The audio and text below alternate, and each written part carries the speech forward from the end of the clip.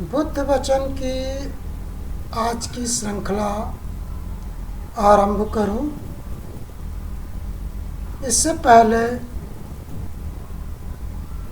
बुद्धों की परंपरा में बुद्धों को नमन कर लिया जाए, जिन्होंने मनुष्य को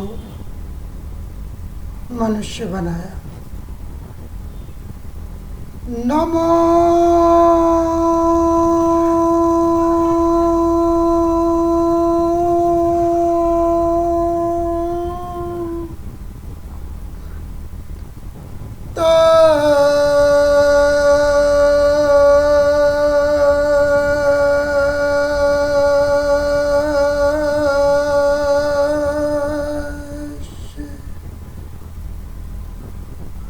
भगवतो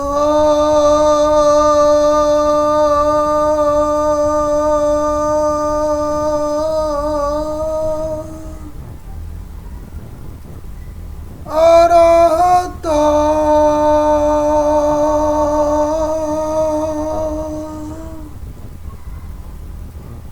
सम्मा सम्बुद्धास्य।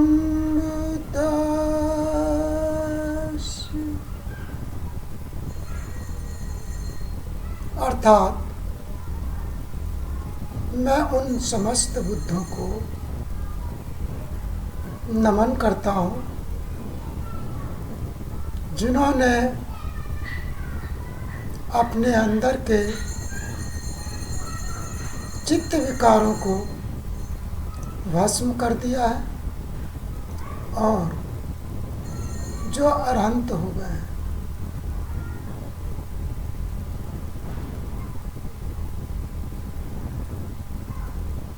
आज की बात बुद्ध वचन श्रृंखला के अंतर्गत उपखंड गुप्त ज्ञान से संबंधित है। यह गुप्त ज्ञान का 8वां वीडियो होगा और इसे बनाने की आवश्यकता इसलिए पड़ी क्योंकि एक बुद्ध विहार के प्रबंधक के साथ कुछ मतांतर है। वह भगवान बुद्ध द्वारा बनाए गए समस्त नियमों को यथावत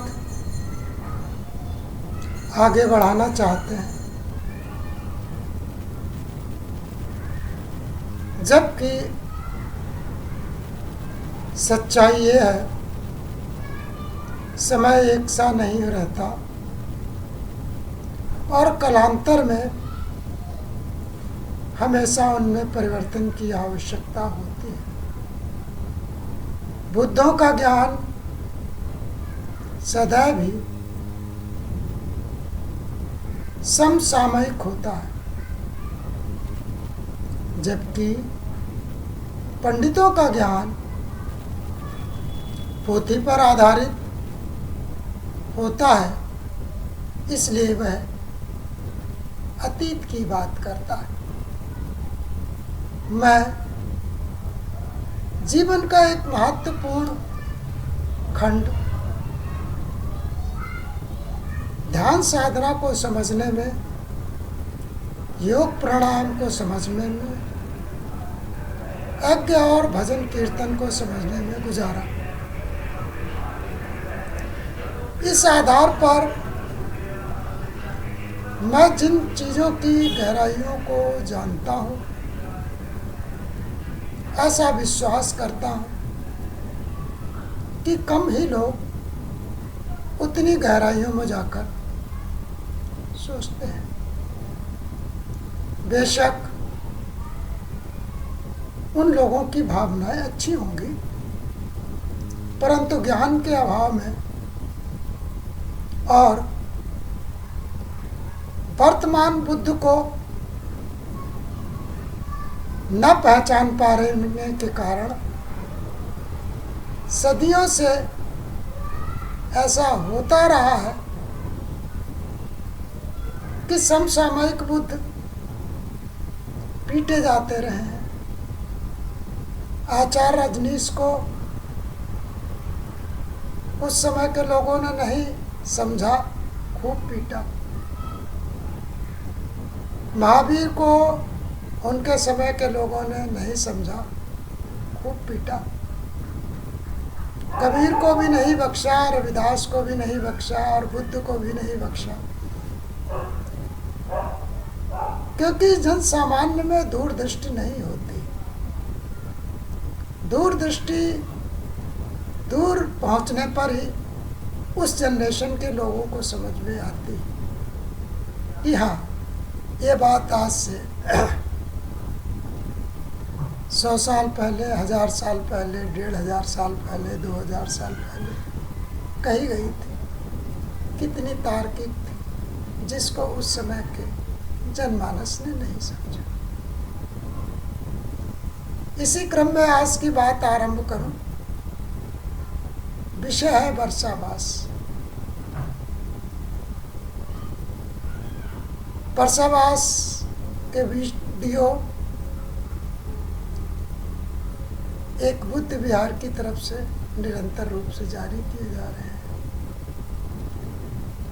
एक दर्शक ने प्रश्न उठा दिया कि इस पर इतनी ध्यान देने की आवश्यकता नहीं है। जिन दर्शक ने इस प्रश्न को उठाया, मैं उम्मीद करता हूँ वो ध्यान साधना के बारे में कुछ नहीं जानते, इसलिए उन्होंने ऐसा प्रश्न उठाया। किंतु विहार प्रबंधक जो इस विषय को महत्व देते हैं, वह भी इसको नहीं समझे हैं और दोनों के ना समझने के कारण रस नहीं निकल रहा। तो मैं दोनों की बातों को स्पष्ट कर दूं। ध्यान साधना के अपने लाभ हैं। ध्यान साधना चित्त के विकारों से विमुक्ति की पाठशाला कह लीजिए या चिकित्सालय कह लीजिए। वहाँ पर जाकर आपके चित्त के विकार दूर हो जाते हैं। काम, क्रोध, मद, लोभ, ईर्ष्या, घृणा आदि जो विकार हैं, अहंकार है, छिपे हुए अहंकार है, इसको व्यक्ति स्वयं से पहचान लेता है और उसके कारण उसे होने वाले भौतिक रोग, हाइपरटेंशन, बीपी, शुगर, माइग्रेन आदि आदि वो भली भांति जानने लगता है। धन होने के बाद भी अपनों से दूरी आदि के कारणों को पहचान लेता है, मूढ़ता को छोड़ देता है। ये सिर्फ ध्यान साधना की विद्या में ही संभव है। आधुनिक शिक्षा के मॉडल में इसका कोई पाठ, कोई चैप्टर नहीं है। यदि हो भी तो वो परियत्ति है और परियत्ति से किसी का भला नहीं होता है। भोजन की चर्चा से किसी का भला नहीं होता, भोजन ग्रहण करने से भला होता है। तो ध्यान साधना की चर्चा से भला नहीं होगा, ध्यान साधना को धारण करने से होगा, जिसे पटिपत्ति कहते हैं। और दोनों का में जो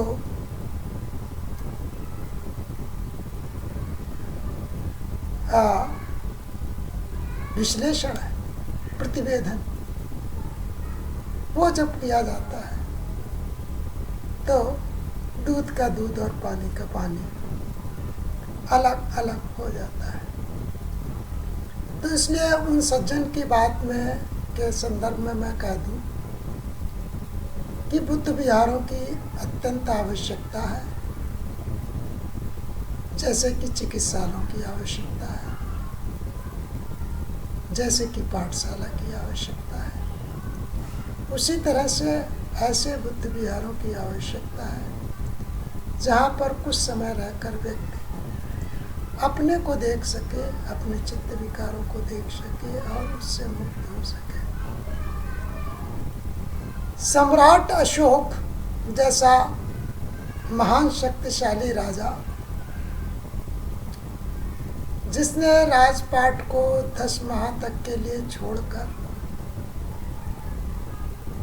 राजस्थान में एक बुद्ध विहार में शरण ली और ध्यान साधना की, छोड़ना ही पड़ता है तब कुछ मिलता है। इसलिए बुद्ध विहारों की आवश्यकता है। गुरु सत्यनारायण गोयनका की तरफ से जो सेंटर्स बनाए जा रहे हैं वह 10 दिन की, 20 दिन की, 30 दिन की, 45 दिन की और अधिकतम 60 दिन की साधना की व्यवस्था करते हैं। अपनी इच्छा से, स्वेच्छा से कोई साधना करना चाहे तो उनके संगठन में उसकी कोई व्यवस्था नहीं है। इसके कारण कोई भी व्यक्ति पूर्णतः विकार विमुक्त नहीं हो पाता, लेकिन विकार से विमुक्त हो सकता है, इसकी झलक जरूर मिल जाती है। गुरु सत्यनारायण गोयनका ने एक बहुत बड़े परिवेश में विश्व स्तर पर सभी को ये बता दिया, ये दिखा दिया, दर्शन करा दिए कि विपश्यना साधना से विकार विमुक्त हुआ जा सकता है। किंतु उनके गुजरने के बाद उनके संगठन पर भी बौद्ध पंडितों का कब्जा हो गया है, इसलिए अब कुछ त्रुटियां उत्पन्न हो रही हैं, उन पर फिर किसी समय चर्चा करेंगे, या पिछले कुछ वीडियो में मैं चर्चा कर भी चुका हूँ, तो उसको बार बार उठाने का कोई औचित्य नहीं आता। लेकिन अभी जो अन्य बुद्ध विहार बन रहे हैं उनमें भी परियत्ति पर ज़्यादा जोर दिया जा रहा है। भगवान बुद्ध ने क्या कहा, कहाँ कहा, ये चर्चा का विषय नहीं। भगवान बुद्ध के समय सिर्फ 9 खंड हुआ करते थे और जिसमें अभिधम्म जैसे विषयों पर ही चर्चा होती थी। जो गहन साधक होते थे उनके प्रश्नों के उत्तर और उनको प्राप्त होने वाली अनुभूतियों सही हैं कि नहीं है, सही दिशा में जा रहे हो कि नहीं जा रहे हो, उस पर चर्चा होती थी। लेकिन भगवान बुद्ध के गुजर जाने के बाद जो महाकाश्यप जी आए, उनको लगा कि उनके ही कुल के ब्राह्मण लोग इसमें आकर कुछ विक्षिप्त न कर दें, इसलिए उन्होंने संपूर्ण बुद्ध वाणी का संकलन किया और उसको फिर 3 खंडों में बांट दिया, जिसमें विनय पिटक, सुत्त पिटक और अभिधम्म पिटक। विनय पिटक में उन्होंने जो भिक्षुओं के लिए आचार संहिता और चिकित्सा व्यवस्था की जो व्यवस्था की, उसका उल्लेख किया। इसके साथ साथ जहाँ जिसके साथ जो संवाद हुए, बात हुई, सामान्य बात जो सामान्य व्यक्ति की समझ में आ सकती है, ऐसी सभी बातों को उन्होंने संकलित किया सुत्त पिटक में। इसके बाद आता है अभिधम्म पिटक। अभिधम्म पिटक सिर्फ वही व्यक्ति महसूस कर सकता है जो साधना की गहराइयों में उतरा हुआ व्यक्ति है, अन्यथा तो वो उसके लिए वो कोरे शब्द होंगे। उस शब्द के कारण शरीर में चलने वाली धाराएं, तरंगे वे महसूस नहीं कर सकता है। जो अभिधम्म पिटक में जो शब्द लिखे हैं उन शब्दों के कारण शरीर में बन रही तरंगे, ध्वनि तरंगे, मैग्नेटिक तरंगे, उसको वो नहीं महसूस कर सकता है। तो इसलिए अभिधम्म पर तो चर्चा हो ही नहीं पाती। ब्राह्मण कुल से आने वाले भिक्षु, चूँकि कुछ जेनेटिक लक्षणों के कारण, कुछ खान पान की सुलभता के कारण चीज़ों को कंठस्थ करने में कुशल होते हैं, तो उनका संपूर्ण ज्ञान जो है सुत्त पिटक तक ही सीमित रह जाता है। सुत्त पिटक के आगे वह नहीं बढ़ पाते और सुत्त पिटक का वाचन करके और लोगों को सुना सुना के अपने आप जो है पांडित्य दिखाते रहते हैं। तो वो पंडित हैं, नो डाउट, इसमें कोई संदेह नहीं, वे पंडित हैं, लेकिन वे साधक नहीं, वे बौद्ध भिक्षु नहीं, वे बौद्ध पंडित हैं। और ऐसे बौद्ध पंडितों से कुछ भला नहीं होने वाला। जहाँ पर गुरु सत्यनारायण गोयनका का सेंटर परित्ति पर बात ही नहीं करता, उन्होंने परित्ति की एक अलग पाठशाला बनाई मुंबई में, जहाँ पर मुझे जाने का मौका मिला। पहले तो शुरुआत उन्होंने पाली कोर्स से ही की और जिसका मैं विद्यार्थी रहा। उसके आगे उस पर आगे काम होना था, और किंतु जो उसकी निदेशिका थी जिसको गुरु सत्यनारायण गोयनका जी ने अपॉइंट किया था, वो गुजर गई, तो वो काम अब सिर्फ खाना पूर्ति तक ही सीमित रह गया। उसके आगे वो नहीं बढ़ सका। कारण यह है कि जो छठी संगीति हुई थी बर्मी भाषा में, और वो बर्मी भाषा की जानकार थी, इसलिए वो अच्छे से कर पाते थे। उसके बाद उनके जो उत्तराधिकारी आए, मेरी संज्ञान में ऐसा नहीं है कि परियत्ति पर कोई अच्छा कार्य चल रहा है, क्योंकि बर्मी भाषा में तो उसका ट्रांसलेशन है त्रिपिटक का, परंतु उसका देवनागरी में ट्रांसलेशन ना होने के कारण उसको अच्छे से समझा नहीं जा सकता है। और जिसको अच्छे से समझा नहीं जा सकता है उसमें तो हमारे ब्राह्मण कुल के जो भिक्षु हैं या पंडित हैं वो अपना विक्षिप्तता जोड़ ही देंगे, तो ऐसी दशा में उसका कोई बहुत लाभ नहीं मिलने वाला है। तो इसलिए मैंने कहा था कि अपने बुद्ध विहार हो जिसमें व्यक्ति लंबे समय तक साधना का कार्य कर सके, ऐसे बुद्ध विहार होने चाहिए। लेकिन साधना के कार्य योग्य भिक्षुओं के द्वारा ही होना चाहिए, योग्य भिक्षुओं के द्वारा कराया जाना चाहिए, योग्य भिक्षुओं के द्वारा किया जाना चाहिए। यदि धम्म देशना का कार्यक्रम होता है तो उनकी अपनी पकड़ होनी चाहिए, प्रदर्शनवादी मोड़ नहीं। प्रदर्शनवादी अगर चीज़ें होंगी तो एक भिक्षु के सामने एक बहुत बड़ा माप जब सामने आएगा तो वो चित्त की विशुद्धि का काम अच्छे से नहीं कर पाएगा। तो चित्त की विशुद्धि के लिए ज़रूरी है कि हम मौन का पालन करें, एकांत वास का पालन करें। यदि एकांत वास का पालन नहीं हो रहा है, सिर्फ वर्षावास में अनावश्यक रूप से भिक्षु बहुत बड़े जनसमूह के सामने नित्य प्रतिदिन आते हैं, तो ऐसी दशा में वो साधना के कार्य को नहीं कर पाएंगे। साथ ही साथ जो अगर प्रबंधक उन पर अनावश्यक टिप्पणी और अपने दिशा निर्देशों को अनुपालित कराने का प्रयास करेंगे, तो इसका मतलब है वो भिक्षुओं से खुद को श्रेष्ठ समझते हैं, और खुद से श्रेष्ठ समझते हैं तो ऐसी दशा में कोई भिक्षु अपने आगे नहीं, अपने साधना को आगे नहीं बढ़ा सकता। उसका कारण ये है कि साधना की प्रक्रिया अनवरत 24 आवर्स चलती है। इसके लिए भिक्षु का किसी विशेष अवस्था में होना आवश्यक नहीं। भिक्षु नियमित रूप से जब कार्य करता है, नाट्य नियमित रूप का मतलब सिर्फ बैठकर नहीं, बैठे लेटे चलते फिरते हर दशा में वो ध्यान में अंतर्चित्त में समाहित रहता है, और जो ऐसे अंतर्चित्त में समाहित रहता है उसके शरीर से फिर जो मैत्री की तरंगें निकलती वो बिल्कुल ही अलग तरह की होती हैं और मैंने उसको बड़ा निकट से महसूस किया है। इसलिए मैं बुद्ध विहार प्रबंधकों से कहूँगा, भिक्षु पर बंदिशें न लगाए। यदि आप धम्म का कार्य कर रहे हैं तो भिक्षु को उसकी इच्छा पर छोड़ दें और उसके लिए एक मौन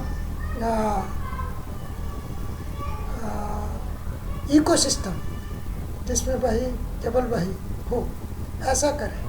यदि किसी के प्रश्न के कुछ उत्तर हो तो कोई भिक्षु उसको आकर उसका समाधान कर सकता है, उपासक का। अन्यथा भिक्षु को जन सामान्य के सामने नहीं लाया जाना चाहिए जब तक कि वो खुद को पूर्ण नहीं समझ लेता। गुरु सत्यनारायण गोयनका के विपश्यना सेंटर में जो सुविधाएं नहीं है, उससे आगे के सेंटर बनाए जाने की आवश्यकता है कि अपनी इच्छा से। मैं अपने संदर्भ में कह दूं, मेरी इच्छा थी कि मैं 60 दिवसीय कोर्स करूं, लेकिन विपश्यना सेंटर के पंडितों ने मुझे 60 दिन का कोर्स नहीं करने दिया।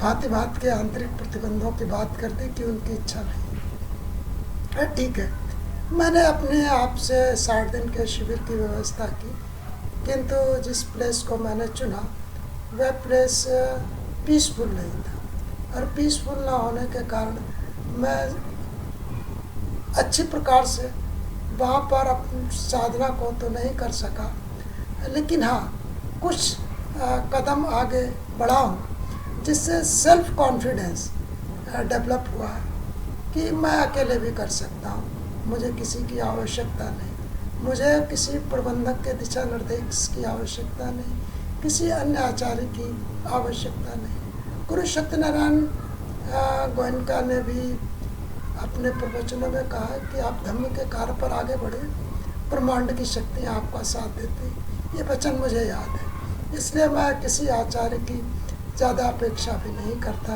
कि कोई आचार्य मुझे आकर मेरी हेल्प करेगा, कोई प्रबंधक आकर मेरी हेल्प करेगा।